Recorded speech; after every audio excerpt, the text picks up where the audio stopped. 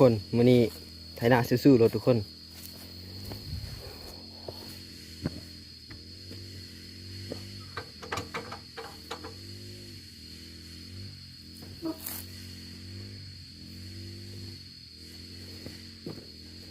บรรยากาศดีๆชิวๆรถไถนามื้อนี้นะ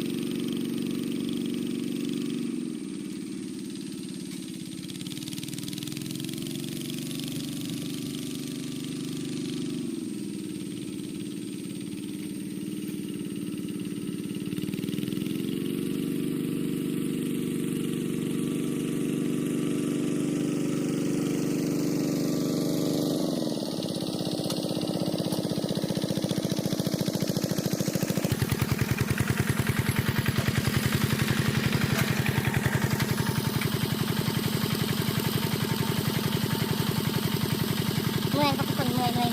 มันบดซิ่วแหละแต่บัดนี้มันบดซิ่วแหละทุกคนโอ้ยสัตว์แม่งโคตรเบื่อ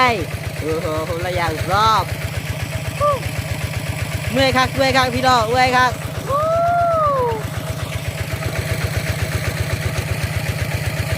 กล้วยยุคเก่า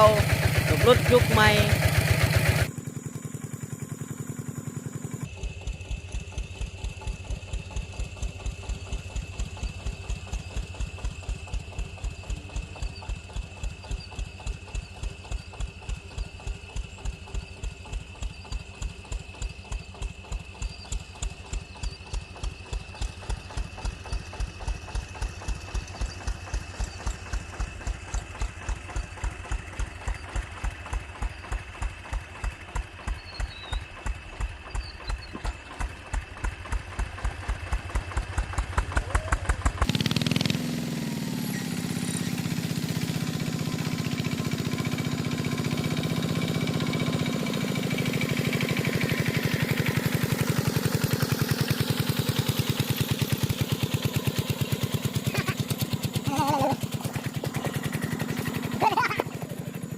ทุกคนดูโ